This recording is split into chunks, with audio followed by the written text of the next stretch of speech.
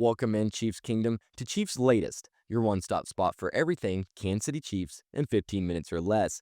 Happy Tuesday, big day, not only for the Chiefs, but the entire NFL. Again, eyes all on us this week, and it's a lot of fun, a lot of pressure, but a lot of fun. We have a lot to talk about in today's episode, but before we do, go ahead, hit that subscribe button, turn on those notifications because we have videos daily. That's right, daily videos Monday through Friday here at Cheifs Latest. You're not going to want to miss any of the rumors or news regarding the Chiefs. So hit that subscribe button, turn on those notifications, as it not only helps me in the channel, but it's going to help you stay up to date with everything Kansas City Chiefs. Now, we've been talking about Trey Smith a lot. That has been the biggest headline, at least in the past couple weeks, probably past couple months for the Chiefs. And there really shouldn't be a reason that these two work hand in hand. On the NFL's July 15th deadline for franchise tag players like Trey Smith to sign a long-term deal, it's finally here. And we all knew the importance of locking him up to anchor the Chiefs' right side, and just more specifically, the offensive line. Of course, without an extension, he would be stuck on a one-year, $23.4 million tag. Great money, obviously, and that's a win for him, but that massive cap hit cramps Kansas City's flexibility. Not good for the Chiefs, and that's going to create some roster issues, not only this season, but next season. For Smith, he's put in the work, he's done the time, and now I think both parties, this is, what should be expected and is respected by both parties.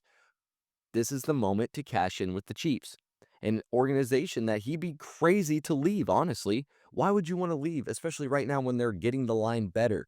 Patrick Mahomes is still in his prime. The wide receivers are getting healthier. Why would you want to leave right now?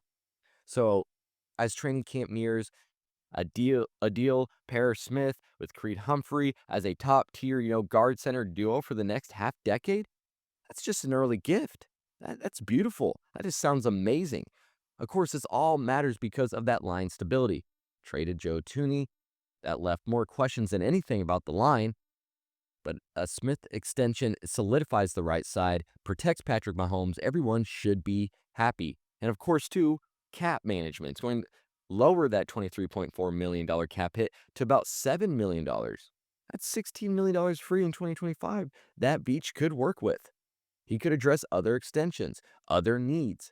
It's just good for both parties. Now, Smith does deserve all the money coming his way. 2024 Pro Bowl, top 15 PFF grade among the guards, 78.8. He's a cornerstone for this, not only offense, but for this offensive line. 655 pass blocking snaps, 0 sacks allowed, 96% plus snap count, 60 plus starts. I think he's only missed 1, maybe 2 games. 93.9% pass block win rate shields Mahomes, and a top 5 win rate in run blocking. He does it all. Everything you need him to. So, as you can tell, just lots of reasons for the two parties to work hand in hand. Doesn't need to be more than that. I think both sides can respect each other. I think both sides deserve this. I think it just cements this cornerstone, and I think it keeps Kansas City flexible. Just had to be done. Now, let's continue on because the Chiefs are urged to sign some veteran competition. Of course, everyone wants, competition to rep up for training camp. You want to get the best ever, everyone to know who makes that 53-man roster. Well, when the Chiefs do hit the field for training camp here soon, the offensive line will obviously be the group to watch. Jalen Moore, Josh Simmons, they're going to be duking it out at the left tackle. Kingsley Suamataia is fighting for a starting spot at guard. But behind them, what do you have? Like I said, Mike Caliendo could start, but he's also a second option. Dalton Cooper, he's a backup. CJ Hansen, a 7th rounder, he's behind Trey Smith. So that's it. You have nothing. So CBS Sports says that adding a veteran guard competition is a must. So there's free agents out there. Will Hernandez, Shaq Mason. They could bring some experience, but Hernandez is coming off a ACL tear, and Mason at 32, he dealt with injuries last year as well. But yet, either could stabilize a line that's one injury away from serious question marks. Serious question marks, and we can't have that with Mahomes and trying to get back to the Super Bowl. The Chiefs' 17th ranked pass protection in 2024 exposed Mahomes to 39 sacks. You cannot have thin guard depth right now. It could spell trouble, especially if Sua Mataia goes down or has to come in for Caliendo. I don't know which one I'd rather have right now. I think I'd rather have Caliendo start and Sua Mataia come in, but if Sua Mataia goes down or Caliendo, you're really in trouble. Really in trouble. Now, Hernandez does have a 97.3 pass block efficiency. Mason has 2 Super Bowl rings. They have experience. They could both mentor young guys like Cooper and Hanson. But with only so much cap space available, a short-term deal for a veteran, that fits what Veach likes to do late in the offseason. He loves to get moves to bolster the trenches with some veterans. Again, Hernandez, 53 pressures allowed in 35 games, 97.3 pass block efficiency, according to PFF. Shaq Mason last year, 931 snaps at right guard, 65.2 PFF pass blocking grade. So yeah, Hernandez, Mason, they could spell Sua Mataia or backup Smith, keeping Mahomes upright. That's the goal here. And a veteran, too, I think would push the younger guys. Like I said, you want to ramp up competition come training camp. So the Chiefs line strength with Smith and Humphrey, it's good, but the lack of something behind them, behind Sua Mataia, just, in fact, proven depth as a whole, it's all a gamble. So a veteran, Hernandez, Mason, that could be the insurance policy. It could be something that the Chiefs need to look at. We want to keep Mahomes, Rice, Brown. We want them all to light up the scoreboards again.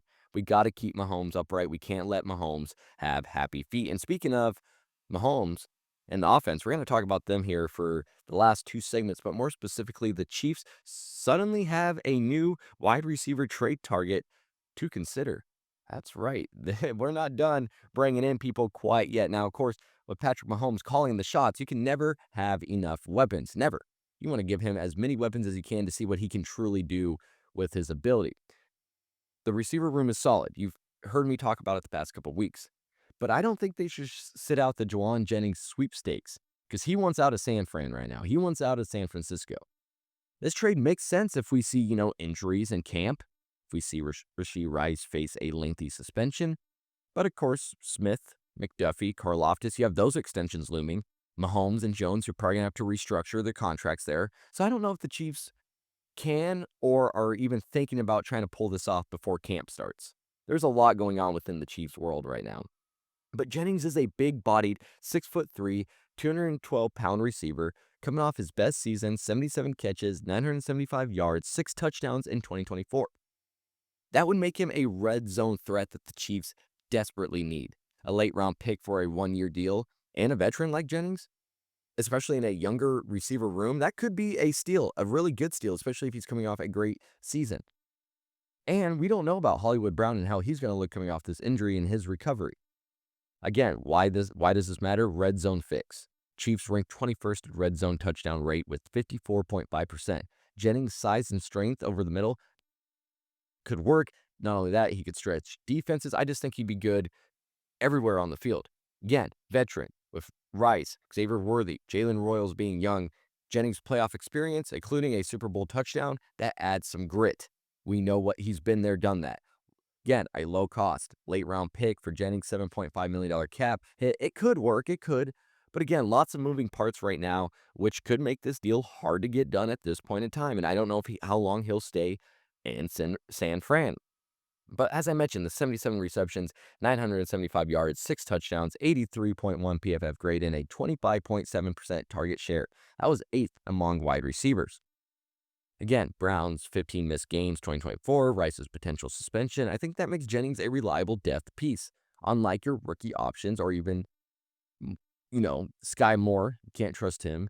Jalen Royals, rookie. You know what I'm saying? So I don't think you have anything too proven behind there. So again, his size, red zone skills, low cost trade, I think that makes Jennings a tempting target. But again, the Chiefs' cap priorities, Brown's recovery, it might push this move to midseason or a little before if it can wait that long. I don't know how Jennings is feeling right now in San Fran or how long he's willing to stay. But yeah, if Rice gets suspended or goes down, Brown goes down, Jennings could be that veteran spark to give Mahomes another shot. We need someone like that if someone does go down with just the names I said. You want someone with a big name like that to be able to step up instead of someone like Juju Smith-Schuster. Nothing against the guy, but I think you guys know what I'm saying. And as I said, we're going to continue on with Patrick Mahomes in the offense because Pat Mahomes is ranked number one, the number one quarterback, named top quarterback by NFL executives, coaches, and scouts. 2 years of a relative offensive slump, though, haven't dethroned Patrick Mahomes, thank goodness. He still reigns supreme as the NFL's top quarterback, and I believe he's still the NFL's top quarterback. Jeremy Fowler reported this, and I think, again, this is rightfully so. His grip on first place, though, has slipped to 60% of first place votes. One voter even ranked him at number 4. Take his vote away right now. And they're just saying this because, shaky deep ball. He's gotten happy feet, but that's on a revolving wide receiver room and a weak left side, not necessarily on Mahomes. Again, we talked about all the injuries that the wide receivers faced in the last segment. Travis Kelce's decline. That left Mahomes with less than elite weapons. Yes, Travis Kelce is elite, but he did not play elite last year. Yet, Mahomes was able to get this team to another Super Bowl. He's had Juju Smith-Schuster on his roster and has got, you know what I'm saying? He can do it. Of course, Josh Allen, Joe Burrow, Lamar Jackson nabbed some other votes. They all are in the top 4. But again, Mahomes' clutch play, career-long dominance, his abilities on third down, I think that keeps him the man in the NFL. And the fact that he keeps getting to the Super Bowl and no one in the AFC could stop him. He's even had to go to Buffalo and Baltimore. No one could stop him. He is the man still in the NFL. The Chiefs fell to 15th in points, 16th in yards in 2024, a far cry from their 2022 NFL lead. Of course, they want to get back there, and of course, I think Matt Nagy has something to do with this as the OC. That's a whole different story for a whole different day. Let's just say I'm not the biggest fan as with Nagy as your OC. But then again, 4 left tackle starters, a 17th ranked pass protection, that's not going to help Mahomes at all to get the numbers that he truly can get. And 3 of the last 4 first-round picks, you had McDuffie, Karlaftis, Felix, and Udike Uzama. 3 of the 4 first-round picks have went to the defense. Of course, that's great for Spags. You want them, to continue this trend of being great and helping when Mahomes maybe in the offense is slipping. But what could Mahomes do with a first-round weapon? Of course, he makes all weapons work, no matter the round. But imagine if he did get a first-round weapon. Again, 90.4 third down QBR shows he's still the guy you feared the most in January. Yes, Burrow, Allen, Jackson, great quarterbacks. They're definitely catching up per se in terms of stats-wise with Mahomes being down, especially with what we saw with Josh Allen MVP season and Lamar Jackson just doing his thing. But again, Mahomes is still the man. 3,928 yards, 26 touchdowns, 11 interceptions, 63.2% completion, 8th in QBR despite everything I said that happened this season. Injuries, 4 left tackle starters, doesn't matter. But in his career, NFL leader in passing yards, touchdowns, and yards so far. Line concerns. Of course, left side's instability gives Mahomes those happy feet. You got to worry about your receivers getting healthy, but I think they could restore that deep ball. They've been working on restoring that deep ball this offseason, so I think it'll be fun. So Mahomes, top ranking despite a down year, I still think that proves he's the AFC's nightmare, even with, a patchwork line and injured weapons. So I think he's fine. I think this is a well-deserved ranking. Thank goodness. Finally, the Chiefs are atop something in the rankings. They were getting a lot of hate. Well, that was Tuesday's episode. Hopefully you guys enjoyed. Go ahead and hit subscribe. Like this video if you haven't already. Turn on those notifications. Thank you again for over 100 subscribers. Appreciate you guys and appreciate all the comments you have been leaving me. Go ahead and leave some more. Let me know what you think about Trey Smith. Obviously, should we bring in some vet competition for the offensive line? Let me know what you think there. Would you guys love to see Jennings in a Chiefs uniform? Is it even possible in your mind? And Mahomes being ranked number 1. Do you still think he's the best quarterback in the league? Let me know. I am Calvin Silvers, your host of Cheifs Latest. Like I said, daily videos Monday through Friday. If you haven't already, hit that subscribe button. And until next time, have a good one.